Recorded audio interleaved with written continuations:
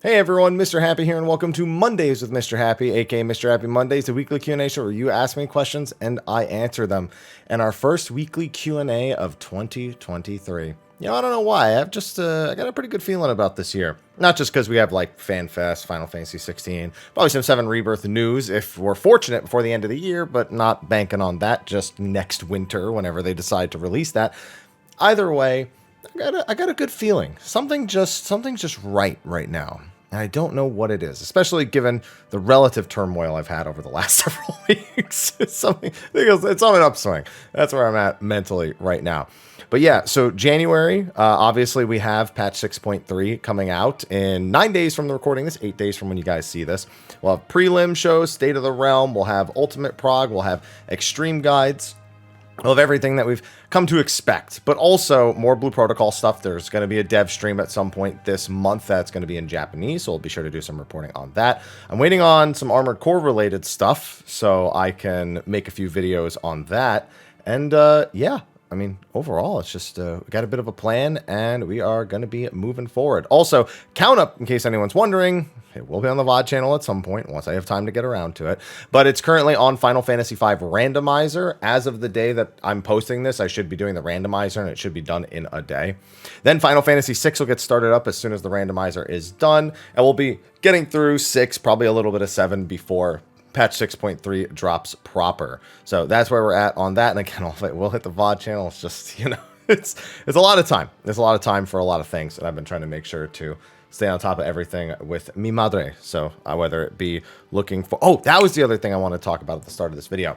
So like I've been talking about in either recent weekly Q&As or over on my stream or on Twitter, it's that, my mother, she's been going through some hard times again, largely because she was diagnosed with lupus. I think it was back in October, maybe September, when she was officially diagnosed. And also her furnace blew in the middle of the winter. I think I mentioned that last week, and that wiped out pretty much everything she had left. Now, I'm not going to be doing any sort of fundraiser, anything like that. We have other plans and solutions that we're going to be putting into play once about the middle of January kicks. So we should be A-okay. I'll probably have to do a few more things before that point, but otherwise, nothing big. What I am going to be doing is I'm going to be setting up services that are usually used stream side as services to do things for the streamer, but to instead allow people to do things for her. Just little things, buy her a chicken sandwich from McDonald's or a pizza, and then I'm going to set up with a few basic groceries like, peanut butter and bread or, something like that. Just things to keep her a little bit comfortable while we settle the last of the things that we need to settle. And then she should be okay for the foreseeable future with the occasional step in from me, which was the plan after the fundraiser in the first place. Just, life's unexpected. So maybe that's why I'm in a good mood. Maybe it's because it feels like there's a really solid plan in place for all that stuff. And I can go back to, being able to worry about the future that I have, out here. I've got a girlfriend, cats, I've got my own place. I've got everything anyone could ask for. And I want to be able to appreciate those things. So hopefully that is what 2023 will be bringing for me. And I hope the same for you, whatever it is you're trying to achieve in 2023 at the very least. Either way, thank you to our sponsors over on Patreon for supporting. No one has to support via Patreon. Don't have to support in any way other than watching the videos, enjoying the videos, interacting with the videos in some way, comment section, ask a question, like, favorite, the drill. You hear it at the end of every video. But thank you to our sponsors over on Patreon for going that extra mile. And I don't think we had any super thanks to thank. What? Let me just scroll through real quick and see if there is anything. No, I don't see anything. Okay, I just want to make sure I don't miss any of that stuff. If I do, I'll catch it in the middle of the video anyway. Regardless, with that, let's get to our first Q&A of 2023. Hashtag Mrhappy Mondays. Hello there, Happy New Year. See, I like that. You combined the two. That's the joke I'm always making, so I like it. I've been grinding through the current PvP series to try and get to my Filja mount. Is that what that dragon is called? The Filja? I don't have it, so I actually didn't know. I'm not even going to try to get it before the end of the series. I'm just going to bank on them doing the thing they mentioned where they'll bring back old series rewards via trophy crystals at some point. This will be the thing that I wait on and see for a later date. Feels much more tedious than the first one, which I finished in just a few weeks. The series require more XP than Series 1, as the first one just go by quicker because Crystalline Conflict was fresh and fun. Really hoping the rewards will become purchasable trophy crystals one series later in the future so you don't get burnt out. No, it's the exact same speed. There were definitely more people queuing for Crystalline Conflict, so instant queues non-stop without any sort of wait speeds it up. But yeah, no, in terms of what you need to do, it's pretty much identical. So I don't even think it's down to it being fresher or fun. I think you're just waiting a few minutes in queue instead of it always being instant, and that's changing your perception of it. But a few weeks sounds like you play at a more like a normal person rate, you know, not at like a me rate. So yeah, I totally get feeling that way, especially when you only have, you know, as of you seeing this video, 8 days left to get it. 7 days really because of the maintenance. But no, it's the same. It's just about how much time you put into it. Hashtag Mr. Happy Mondays. Hey, Mr. Happy. Hi. Over the past couple of months, there's been a lot of talk about how Endwalker patch cycle hasn't been as exciting as Shadowbringers. While I personally don't think the post-Endwalker patches haven't been bad, or have been bad, I'm assuming what you mean, by any means, I do admit to feeling a little less enthusiastic about the game since Endwalker started. However, I do also feel like the Endwalker patch cycle was advertised from the start as a time frame where Yoshi P was going to focus on future-proofing the game and giving his team a break. Do you think these complaints about the game being less exciting to play are unwarranted, or will be fixed with the next expansion, or is this something serious the development team needs to address? A lot of the people who say that are, well, I'm not going to say a lot. Obviously, you don't want to bunch a bunch of people into a similar category. But it is people who felt a fulfillment of finishing with Endwalker and aren't trying to play all the updates that come after it. We've seen that a lot, and I think that gets kind of forgotten by people. And that Final Fantasy XIV is one of the few MMOs you can genuinely feel like you finished. Not in a sense that like, oh, I'm sick of this, I'm done with it, but like you actually feel like you completed it. And there's a lot of people who don't like to go back to a game after they've completed it, or they need to step away from it before they can go back to it at some point. I think a lot of people are feeling that after the climax of Endwalker. Now, I do also feel that there are other aspects in play. A lot of the elements that we are exploring right now are elements unique to Final Fantasy XIV and are not particularly time-consuming elements. Final Fantasy XIV being an MMO where you can finish things and not have to feel like you're pressured to log in all the time means that those 2 weeks extra between patches, they add up a lot, and it's totally reasonable to feel that way, and I encourage anyone feeling that way to not force themselves to play. I've long been an advocate of that, and just this last spring season, you know, after 6.2 came out and we finished Abyssos, you know, I went through every Square Enix game that released that I possibly could. I've been through like 9-10 games that aren't Final Fantasy XIV, not even including the Final Fantasy games that have been part of Count Up, Final Fantasy 1, a 4 White Mage run, Final Fantasy 2, Final Fantasy 3, Final Fantasy 3 3D, Final Fantasy 4, Final Fantasy 4 3D, Final Fantasy 4 3D New Game Plus, Final Fantasy 4 After Years, Final Fantasy 4 Free Enterprise, Final Fantasy 5 today. I mean, that's like since 6.2, you know, it's crazy. Or some of them have been since 6.2, but then Valkyrie Elysium and Diofield Chronicle, and just the list goes on and on. But I do encourage people to go that way. But I don't think it's something serious the dev team needs to address. But I think they should probably adjust a little bit about how they go about specifically the relic quest line, whether it be, you know, something like we have now, which is, you know, complete a bunch of objectives and work towards a weapon or two or whatever. I think they need to get that out the gate faster. The biggest problem with the early parts of every Final Fantasy XIV expansion is that they are usually light on activities because the consideration of the casual player's time, where it might take them a while to finish the story or it might take them a while to get through the raid, etc., is the crux of the design.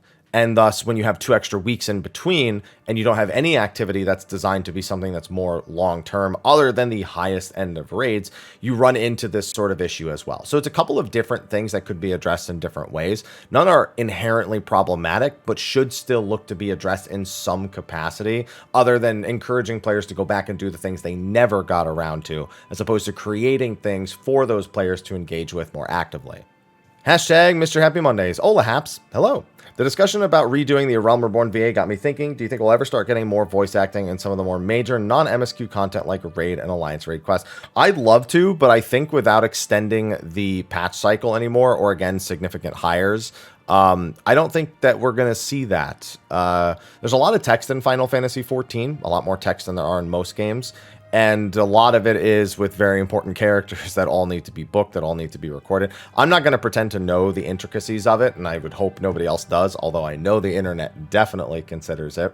But I don't think it's a matter of whether or not they want to. It's a matter of whether or not they feel they can and still keep the patch cycle the same given their current structure. And you know what? Maybe that means they need to relook at their work structure. We know that when Ultimate got delayed, they said, or Yoshida specifically said, they needed to rework the way they approached Ultimate development.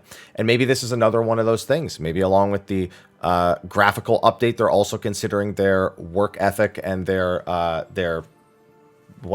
project management in such a way that it allows for more things like this. I wouldn't expect it personally. I don't expect it, and but I would appreciate it. Obviously, it's just. But the question is, do I think they'll start doing it? And the answer for me is a no. But it's like I don't think so. But man, do I wish they would.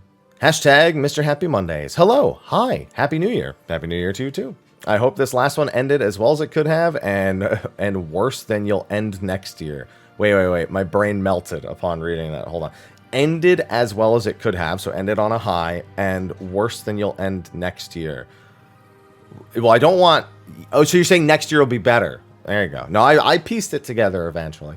Your comments in the last video about the place of the physical ranged LB were fascinating to me. I was the bow fanatic from the last video. The bard limit break is my favorite, especially the little bow they do as the little bow they do as the arrows rain. Yes. Never really get deep into up-to-date Savage, but when I think of a case of the Fizz ranged LB being needed, like there was that one Alexander fight that required you to kill both duplicates, if they wanted to design more uses for the Fizz range LB, could they not design more encounters mechanics that require 2 or more? Yeah, I think I kind of touched upon that last week. It becomes about the individual encounter design and not about changing the LB to make it do something different, because every limit break that we use when it is not mandatory, even if that is the healing or tank LB, is done with DPS in mind. That is just how we are programmed. So if there is no reason to use a tank, healer, caster, or Fizz range LB, the melee LB becomes the default. If you can hit 2 or 3 targets, then it becomes about whether it's caster or Fizz range, depending on the layout of the enemies on the field at the time.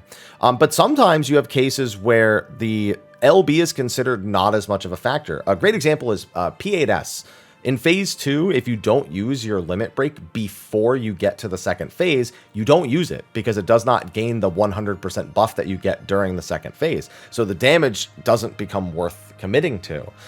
So sometimes groups don't even have an LB3 by that phase. Some groups choose to commit to doing the LB2 before getting to that phase during a non-buff window. Other groups commit to using a tank LB3 to completely bypass the mechanics damage, one of the mechanics that they're going to take damage from in the final sequence. That way their healers don't have to worry. They can focus more on the mechanics and focus more on those last few seconds of DPS instead of having to worry about healing and mitigation and all that stuff. So usually during like right before the final room-wide AoE is where you'll see a tank LB3, unless somebody screws up and they feel they want a tank LB3 someplace else. But that's in the pursuit of the highest damage option possible. So that's why it is the way it is. So making any sort of change wouldn't go very far. But what you've suggested is similar to what I said, is it would need to be designing encounters where the thought of using it is actively considered in the development of it. So that's a tough thing to say, like, oh, we're going to make this so you have to ranged LB. It's like, is that smart? I don't think that's any better of an idea. In your opinion, an inherent flaw to design a mechanic that specifically requires a specific type of LB? Not when it's well communicated. Like when they say, you need to push your limits to survive this attack. To me, that's a clear indication that, oh, you need to have tank LB3. Does it eliminate the creative use of it beforehand? Yes. Does it force you to improve and make sure you don't rely on it for any mechanics beforehand? Like we can a lot. Just tank LB3 that, so you don't have to think about it. Yes, you just have to make sure you improve well enough. So no, I don't think so, as long as it's well communicated to the player. Hashtag Mr. Happy on Mondays. Hello. Got a relatively quick question. Hello, and hopefully a quick answer, but it's me, so probably not. Sorry, I had to check something. Something popped up on my monitor. It was just a notification. Sorry. I know people are always saying that tenacity is a useful stat on tanks because it's trying to do 2 different things, but does neither well enough to matter. But do you think it would work if they removed the damage bonus entirely and increase the defensive and healing bonuses to match? No, because unless they... So here's the thing. You can't do that in a vacuum. You can't just increase its defensive capabilities. It needs to provide a tangible increase to the effectiveness at beating the boss. Now, surviving a single hit is something you can do with no tenacity, and that's how the game has to be designed. You don't want to force players to have a minimum of a stat. That's why they got rid of accuracy in the first place, and why we now all have stats that just do either some form of defense healing or damage change that is not mandatory to win, but you obviously want it to be better so it's easier to win. By reducing the damage that you take, the only way to make that seem like it's worth going for is to make it nigh lethal to not have enough, to the point where you go, oh, I absolutely need more tenacity, because your cooldowns and your healer's ability to heal you are the only things skill-wise that should matter when it comes to an encounter. So no, I don't think anyone would value it enough. There is a chance that some people might start throwing some points into it, but at that point, you can seriously just keep the DPS bonus the way it is now and just buff the defensive bonus, and you kind of still get a similar-ish outcome. It doesn't really affect the gameplay in any meaningful way, but at least you still have damage, which is all anyone wants. So that's it. Hashtag Mr. Happy Mondays. Hey, sometimes, dude, because I wear my headset so weird so I can hear out of this ear, sometimes my headset just gradually pushes itself back on my head. Hey, Haps. Hi. Longtime viewer, first-time asker. Sounds good. Welcome. My question has to do with raiding and raid design. Would you like to see fights with more player agency to solve a fight mechanic? The fight that comes to mind when thinking of this is BJCC&T, where the end result is the same, but the method of getting there is very player-driven and can be very different from group to group. Where Nises are passed, where the mines and waters are stacked, the bosses are separated together, where to group up, etc., etc. All these elements make for a more interesting player-driven phase. And one small question, would you like to see more multi-target fights? Yeah, I'd like to see more multi-target fights and ads in the future. We've had, honestly, E8S had a great ad phase, and I'd love to see more of that. And I think there are other ways to do ad phases that they don't explore as often, or they only use, or they haven't used in a long time. But yeah, I think a lot of people think we have less agency than we do have, because we do get a lot of decision making that we as individuals can make in an encounter, even in recent encounters. I mean, the final fight in every raid tier, while there's usually some sort of intended like method, like, oh, you have to use this amount of space, how you go about using that space, how you approach those spaces is entirely up to the individual player.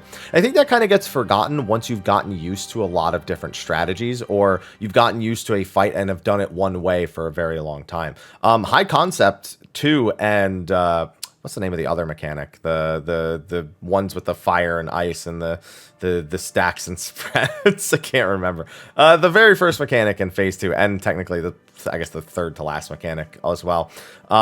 Yeah, no, we do that a completely different way. The way I did it in Prague, the way I did it in Reclears, and the way the PF does it are all completely different ways, because we're all choosing to use the space in a different way. High Concept, where the safe spot is, and little tiny, I mean, obviously there's still a core function that needs to happen there, but just where the safe spot even is. I've seen people do center safe spot, for example, for everything, instead of going to that far corner. I've seen north, I've seen northwest, I've seen northeast, I've seen all these like changes that are still respective of the player. You also have the players that are willing to go the extra mile to do a mechanic better. Great example, P5S, when the 2-minute windows are coming up, your second 2-minute windows are coming up, it's during the double dash into lasers that the boss does. And as a monk, one of my favorite things to do is to dash and follow the boss through both halves of that mechanic, assuming that it won't get me killed from the lasers at the end. And so I see a lot of players just not even bother doing that. So there is a lot of individual skill expression, I feel, that's there, but I do prefer those types of mechanics versus things that have one way and only one way to solve them. Hashtag Mr. Happy Mondays. Good morning. Well, it's 3:33 p.m. for me, but good morning to you from tomorrow me, who's in the future, but this is coming from past me, speaking on future me's, but... Whoa. First time asker, but long time watcher, as they say. Welcome. Wanted to get your thoughts on the new dungeon. Based on the ending of Endwalker, I'm almost 100% certain we are going to the Treasure Islands beyond the frozen waters of Blind Frost and Othard's North. We've already been there.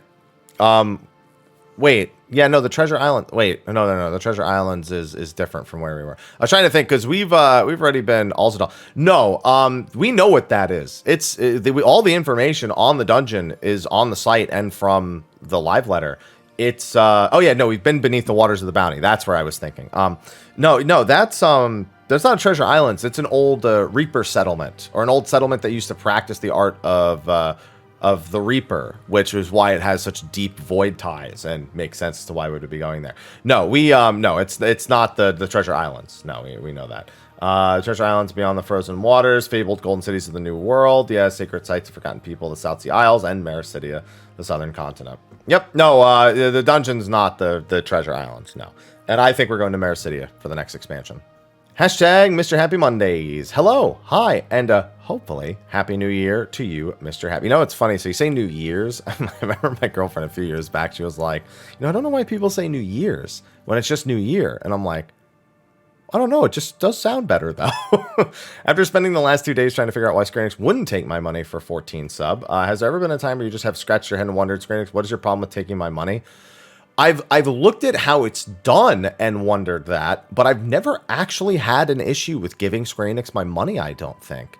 The only thing is, like, when something becomes available for pre-order, and it's just the site's broken because too many people are trying to do it, which happens to me everywhere, so I don't really fault Square Enix for that in particular. But that's it. I've never really had... but then I look at things like how Final Fantasy XI's account management is done, and I go,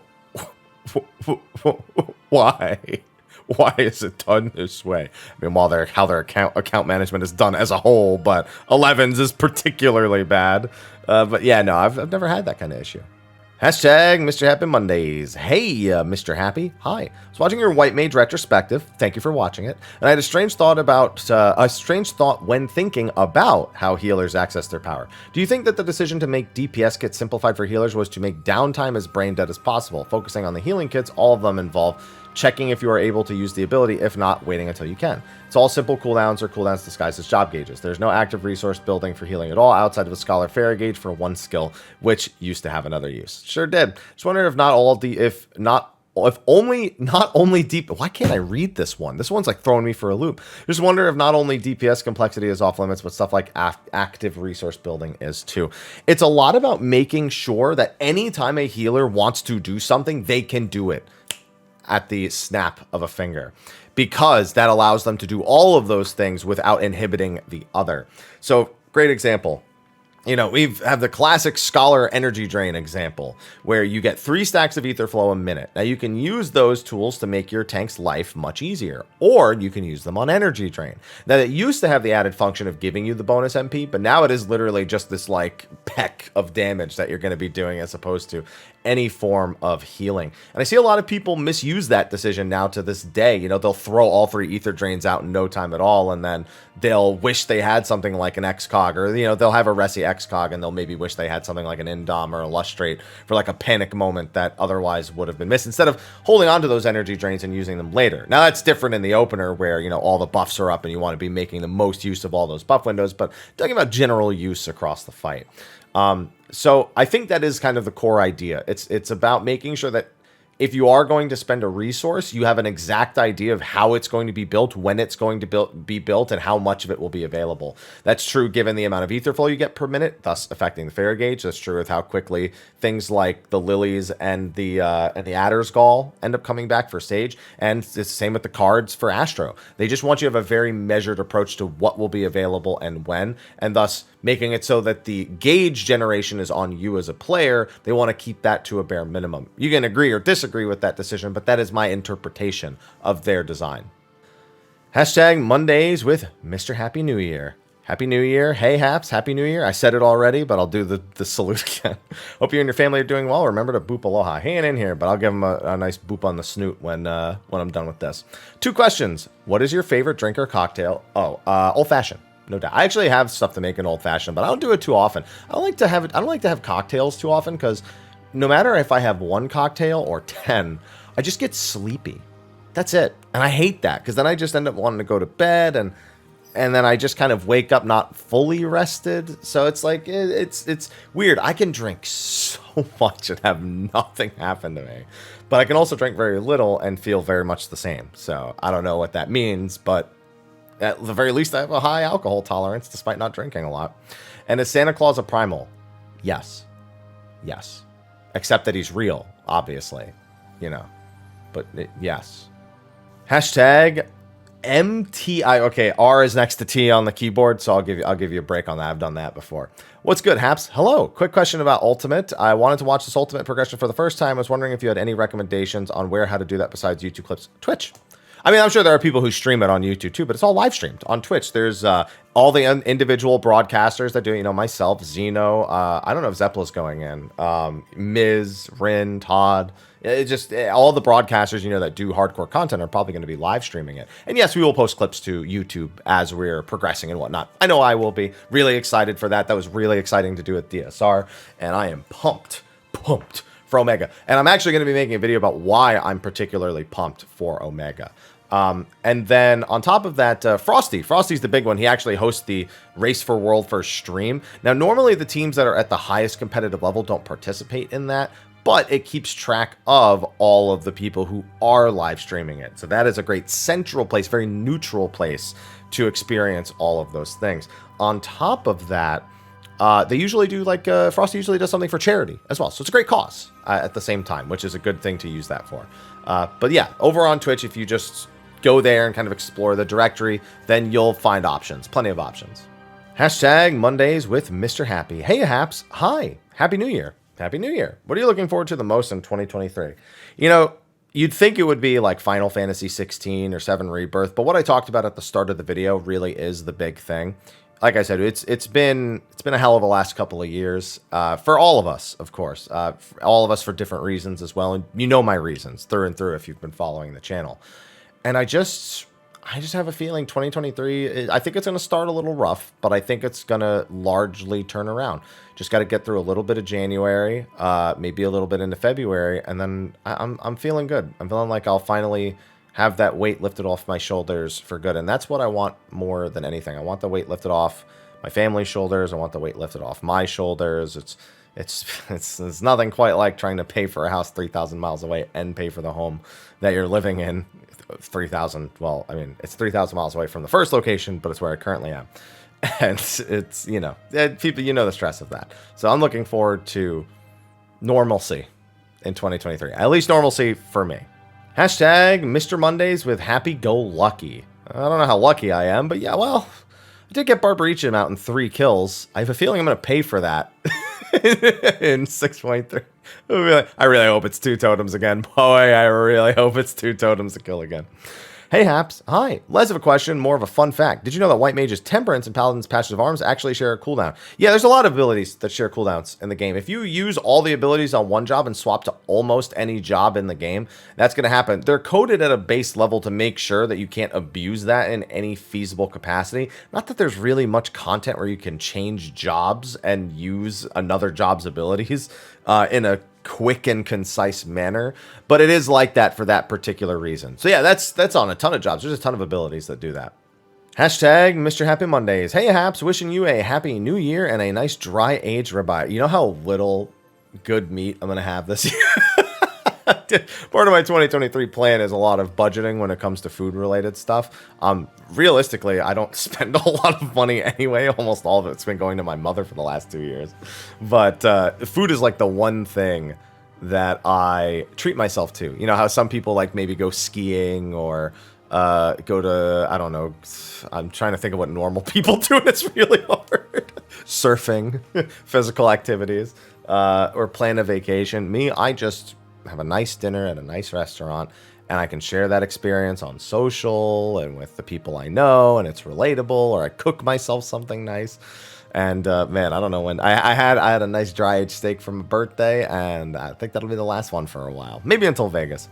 It's the first year I'm trying to attend FanFest. Speaking of which, in Vegas, wanted to ask where you would recommend I keep watch for news on tickets. It will not be a secret. It will not be hard to keep track of. The Lodestone, my channel, anywhere that reports Final Fantasy 14 news, and of course the official Final Fantasy 14's Twitters and all that stuff.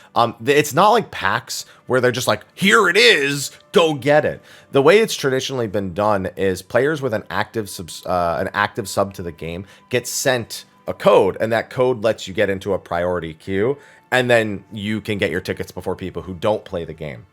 Now, that's had mixed results in the past, but we know they have a way bigger venue this time. We don't know how many tickets they're selling, but it will not be a secret. It will not be something you have to worry about missing. you will have like a month minimum advance notice as long as you're paying attention to the usual 14 news stuff. Hashtag Mondays with Mr. Happy. Hey, Mr. H. Hello. With the announcement of the new Ultimate coming out, I really want to get into it, but Abyssos is my first time clearing a Savage tier. Do you think it's feasible for me to even try to attempt it? Doesn't really matter. Everyone has to start playing the game and learn the game at some point. So you could have been playing the game for 10 years and you might not be qualified or comfortable with the idea of doing Omega Ultimate, but you just started playing and did the most recent tier. That's literally the entry requirement. Now, I will say that mentally, you have to be prepared for it to be a bit more intensive than what you experience with Abysso Savage, or any Savage for that matter. Even looking to Uwu, there's still a bit of a difference in the way you approach like a Savage and the Ultima Weapon Ultimate encounter. But it is a matter of just make sure your mechanics are sound, make sure your job play is sound, and just be willing to accept that it's going to be a little bit of hell. And whether you win or not, it's an experience that you're just trying out. And that should be A-okay. Hashtag Mr. Happy New Year. Says a little bit off screen, but that's fine. Here, let's bring this down a little bit. Howdy, Haps. Happy New Year. Happy New Year to you, too. Hope it's a great start for you. Me too. Afraid to have an Am I the Ass question. Oh boy, these are fun. Due to some static shenanigans. I mean, I knew you didn't even have to say that. I have probably 95% of the story figured out before I even read it. Started P7S on Christmas. Realized it was week 15 or 16, but I've gone out of my way for the last 4 months to avoid even joke videos for Madam Tree. 2 reasons. As a Black Ninja, get the most out of being in the room and seeing the mechanics. Then I can ask the specific clarification question and move on. Also, I need full stage timing awareness because if I drop a ley lines and 15 seconds later there's no floor, that's a no-go. First group, we were making it to towers. The timers weren't quite clicking, so I checked 10 seconds of a guide to better understand. Otherwise set to pass perg. TLDR, probably about halfway after the second group, still blind, but am I the asshole for even trying? Wait, did you just ask if you're an asshole for trying to raid 15 weeks into a raid tier? Man, you probably beat yourself up over all sorts of things. If you think trying out a video game later than other people makes you an asshole, man, I don't want to know what an actual asshole looks like, because this one's not even slightly assholey. No, you're trying a fight. You're trying to do a fight. You're trying to learn a fight. Now, the asshole move would be if you were trying, had no experience with it, and then subsequently went into a clear party and said, yeah, no, I've totally been to Enrage. That's an asshole move. And quite frankly, that happens more than you'd think. But that's not what you're doing here. So the answer is a firm no. You're never an asshole for trying something new out, as long as that new thing is not deliberately griefing other people by lying about your progress. Hashtag Mr. Happy Mondays 2023. Damn right. Hiya, Mr. Happy. Hope you had an excellent holidays. Chilled. Went out for my birthday. Saw Mel's family. Didn't do anything else. Just worked and sat at home. It rained in California for most of the holidays anyway. It was flooding through San Francisco in the new year. So definitely don't want to get involved with that. As a follow-up to someone else's question from last week, I, as a player that mained both Dark Knight and Dragoon during Heavensward and then Ninja, have been so burned by this team that my gameplay experience is basically like living in an air fryer. But I fucking love my air fryer. Summoner, Dark Knight, when the rework is so drastic, the old job is in its entirety is basically deleted from the game, not evolved, just deleted. Shouldn't they actually, at that point, just make a new job? That's what they're doing. Because, well, okay, actually, let me read the rest before I answer, because it's probably for the better. To put it nicely, their approach to job reworks often feels very inconsiderate, and like the other asker said, it does not feel safe to main any job other than the director's job, which they've said is probably going to get reworked too very soon, because they're basically at its limit. He thought they were going to rework it in 6.0, so 7.0 might be the time. Team can maintain a job's identity and evolve it, but they only seem to apply that talent to the boss's job. No, they've done it with plenty of other jobs. Monk, even with its rework, has still held a lot of its brilliance. Dragoon, it's just hit a breaking point at this point, so I'm not really surprised that they need to change it. Summoner has been an identical mess because of the pet job system and because dots are not great in this game. They've had all sorts of issues when they've tried to shift it around, even though it's been strong through some of those, but being strong does not necessarily mean well designed. But anyway, let me finish reading it. Question is, at what point does it make more sense to create a new job instead of deleting an existing one to replace it with a brand new job anyways? Why are they so fixated with reworking badly and repeated instead of creating new ways to play? Because just because someone enjoys something doesn't mean that it's objectively good or well designed. That is something that the video game and generally the critiquing industry or every individual on this planet, I suppose, struggles with at some point. We all like things that are not objectively good or well received or liked by other people. That's perfectly fine.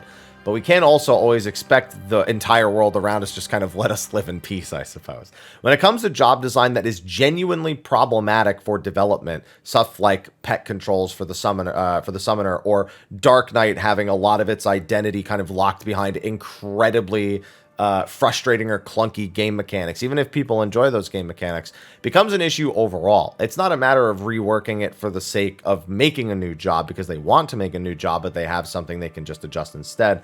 It's fundamentally looking at why a lot of players do not like playing that job. Why is that job persecuted? Why is that job frustrating? What are the players saying about said job? And how feasible are those things to fix and keep its identity exactly the same? A lot of the times we as players can think that we have the answers to those questions, but not really have it. And that, on the same note, as a player, you can be totally not okay with whatever changes are made. It's always going to be subjective to every individual's experience. So when does it make more sense to create a new job? When the fundamental concept of a job does not have any overlapping principles with one that currently exists.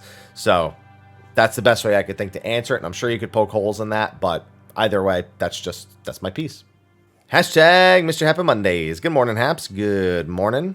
2 questions. 1, since Goring Blade is being changed, do you think it will become like an OGCD like Edge of Darkness or a GCD like Storm's Eye? I think, I actually have been wondering this. It could be a damage buff like Storm's Eye. That's actually the number one thing I was leaning towards.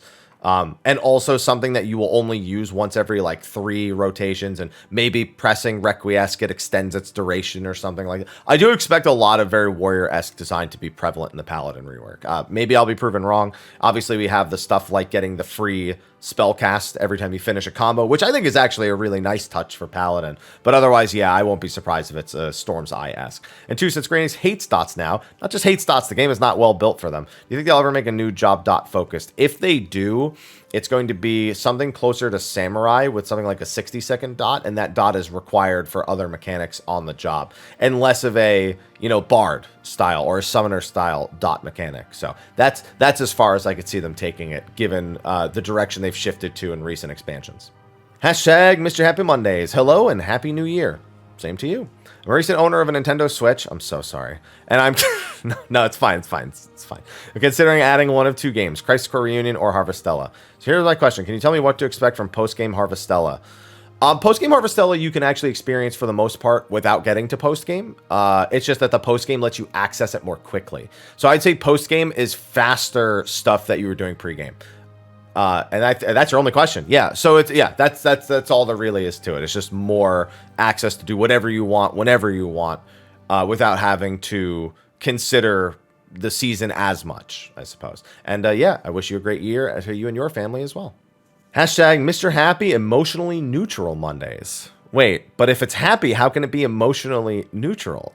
Did I say something? Did I say emotionally neutral last week or something? Anyway, hello, hi. People often ask you if they will make a 14-2 or 17 as a replacement or continue 14 for eternity. Often this is framed as what Square Enix's plan for a WoW-esque MMO is. I'm curious if you think Square Enix will do something akin to Destiny.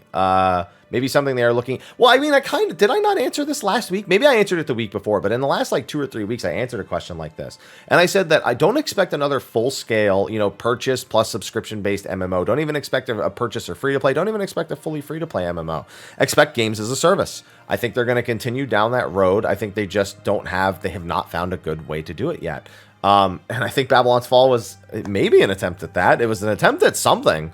But I think that, it's more likely to move down that road of being something that is long-term and multiplayer, or very multiplayer focused without being full-blown MMO like we have with Final Fantasy XIV, 11, and Dragon Quest X. But yeah, I do think that's the direction they'll go in the next few years. Hashtag Mr. Happy New Year Monday. This one has 2 replies. Generally, when they start getting replies, or there's more replies, then that means I'm getting close to the end. But I see at least 4 other hashtags below this. Hey, Happy. Hi. Happy New Year. Same to you. As I'm getting more into rating, I was wondering where all the current common terms came from. Thinking of Chariot, Hot Wing Twist. It's funny. I just talked about this in a video yesterday. Not entirely, but... Yeah, Xeno has a video like that, and I think the official 14 Reddit has some sort of encyclopedia.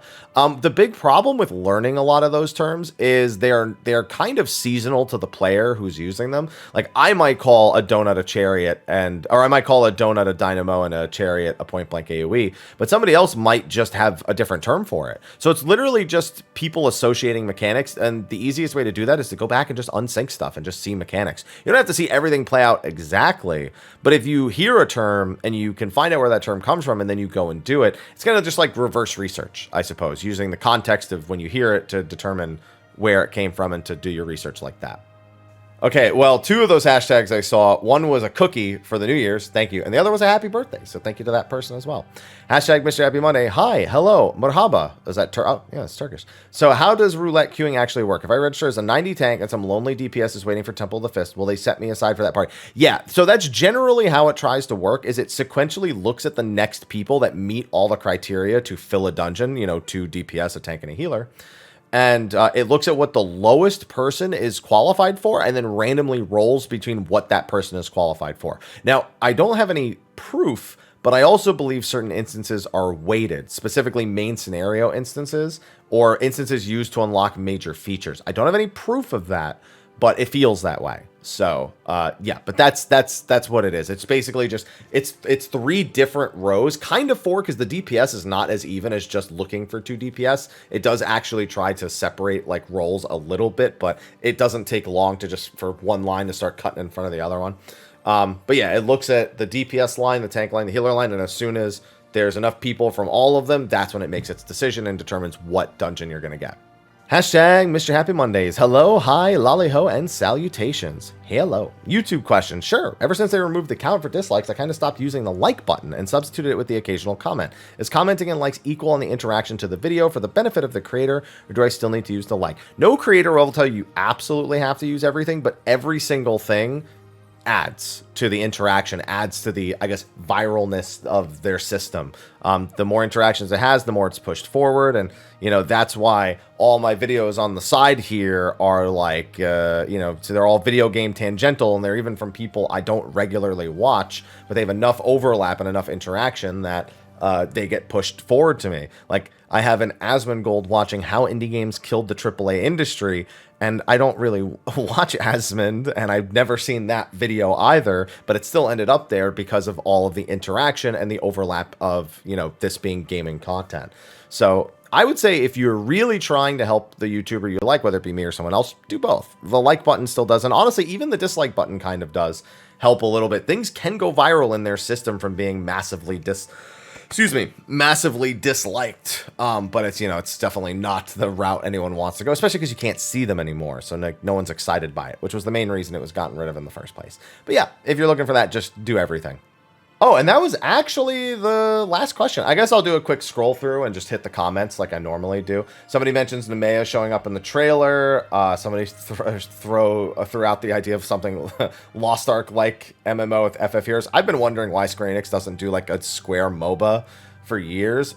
Probably a good idea that they don't do it, but I'm surprised they never gave it the college try. Someone recommending the Pixel Remaster 4. Yeah, I mean, I love the Pixel Remaster 4, but 4 has a lot of really good versions. But Pixel Remaster, easy to access, easy to play, quick to go through. Thanks for all your content. Thank you for watching all the content. That's from a regular commenter as well. Straight up murdered people get mad when you bring machinists to dungeon. And dude, I don't get how people are so focused on what job you bring to casual content. I don't get it. People become inflamed in the brain just from that. I just don't get it. It doesn't make any sense to me. 7.0 dot mage returns. Doubt that. As I mentioned in the other answer. Some people coming up with the drinking name. So someone called it Circle of Death, someone called it King's Cup. King's Cup I definitely recognize as one of the names for it. We called it Waterfall where I grew up with, but I think it was King's Cup. Like, I think that's what everyone around me knew it as. We just called it Waterfall because that was kind of like the big card, is when you would have to waterfall the drink with the next person not stopping until you stopped, and et cetera, all the way around. But someone else called it Circle of Death. For a second, I thought they're like, isn't that a Reaper skill? No, that's not what they meant. What else do we have here? Happy holidays. Lots of happy holidays. Happy New Year's. Happy birthdays. Thank you to everyone for that.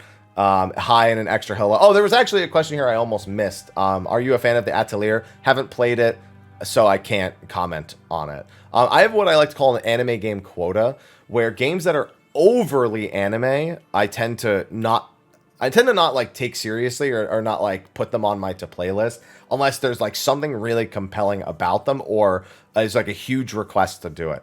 And that's one of those franchises that has that kind of vibe where it's like it's very, very anime, a little bit more anime for my taste than things like, for example, Final Fantasy 14. So it doesn't happen, but one day maybe. Did you get a chance to play Stray? No, I didn't make time for it. Too many other things were happening around the time Stray came out. And then we've got 2 comments here about waking up at 4 a.m. I mean, I do this for a living. I don't wake up at 4 a.m. I actually go to sleep early, wake up at 3 a.m., make sure I have shower, breakfast, take care of the cats, all that stuff, do the usual adulting. And then, we get to practicing at 4 a.m. And that's because my raid group has some Aussie people in it, some people from around that part of the world. And by, 7 a.m. for me, they're staying up until degen hours, pretty much. A day later, but degen hours. And so it's largely to make it so that it's a time frame that works well for them. And I already wake up at 5:30 in the morning anyway to stream at 7 a.m. So for me, it's, I wake up, 2.5 hours earlier. I go to sleep 2.5 hours earlier. I have this weird gift. I can go to sleep whenever I want and wake up whenever I want.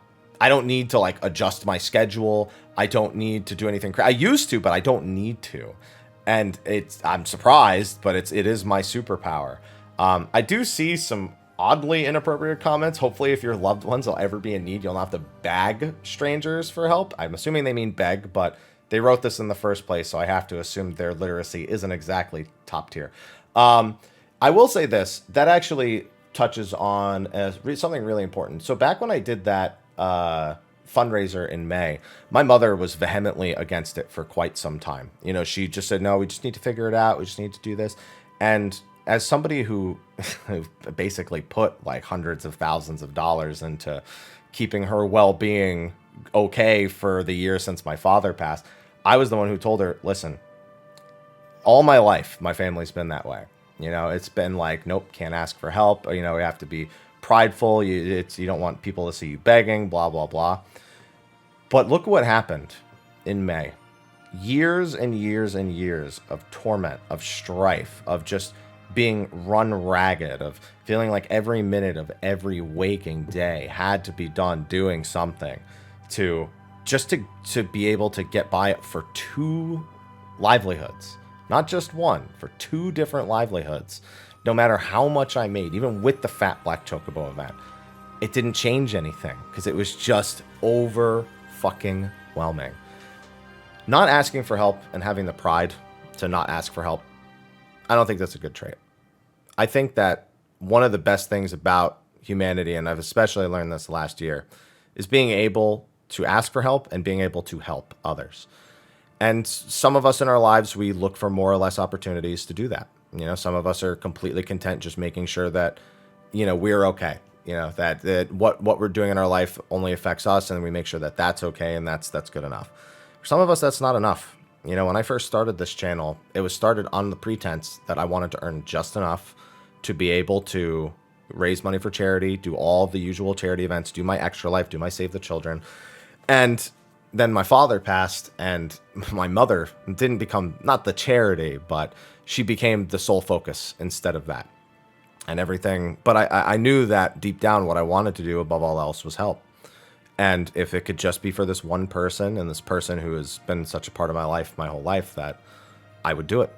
And that I would do whatever it took to do it. And when it came down to, she's gonna, as someone in her 60s and disabled and now diagnosed with lupus, probably had it for a while in all honesty, to the idea of ripping her out of her home and, she can't move 3,000 miles away. She can't be uprooted to go live with me, to have no friends, no family, no doctor, no way of getting around, none of that. If my best option ended up being that, and it did end up being that, then I'm glad it was the option I took, because it has given a whole new lease on everything, even through some of the added hard times since then. Obviously that's life, but I wouldn't have done it any differently. And I'm glad that I convinced her that we should do that event, and that we got to do it when we did it during DSR Prague. It just made you can never know. Never know. You can never know how grateful I am, how amazingly grateful I am for how this year went. Even through some of the tough times, even through some of the stress that I've had over the years, the relief just you can't imagine. So thank you to everyone who helped with that this year. I wrote a nice big long Twitter message about it. But those are the last two questions. The last one is just, who the fuck wakes up at 4 a.m.? Like I said, I do this for a living. So it makes a lot of sense to do that because I live stream it is the big thing. So, subs, follows, all the stuff that comes with live streaming, it comes with that as well. But yeah, so that's going to be a wrap for this week's episode of Mondays with Mr. Happy. A little more emotional than I intended it to be, but you know what? Sometimes you just got to say what you got to say, and it is what it is. Be sure to like, favorite, subscribe, and share, and ask your questions for next week's Q&A. And I will be posting some stuff in the description of videos that will be stuff for my mother. Like I said, no more. We don't want to do another one of those because we feel like we've extended or we've received so much goodwill in terms of like how that charity went. We don't want to do anything like that again because we don't, quite frankly, my mother and I don't feel like we deserve it. So that being said, I will be opening up things like one thing streamers have is something called Treat Stream, where basically people can buy lunch or dinner or like whatever. You put like a meal into it and somebody in your stream buys it for you completely anonymously. So, it's like buying you a meal. Some of the money goes to charity as well, to Save the Children Foundation. But instead of it sending to me, it's sending to my mother 3,000 miles away. So I have to text her and be like, hey, you got pizza on the way. Or she'll get a text too, but sometimes she doesn't check. Sometimes she waits for me to call her or reach out to her before she notices things like that. But I'll be setting that up for more than just, chicken sandwiches and pizza, even as much as she loves those things. And then maybe set up something like a throne for her. It's like a gifting thing that streamers use sometimes. These are all services I've avoided using because I don't want those things for me. And so if my mother doesn't need them anymore, they're just going to be gone because I don't know. It's just not my ideal situation for me. But for her, like I said, I'll do anything. So keep an eye out for those. And if you have any questions about those, throw them in the comments section as well. Anyway, thank you for watching. I got to get to work on some other stuff for this week before our preliminary notes come out. So thank you, and I will see all of you in the next video. Until then, take care.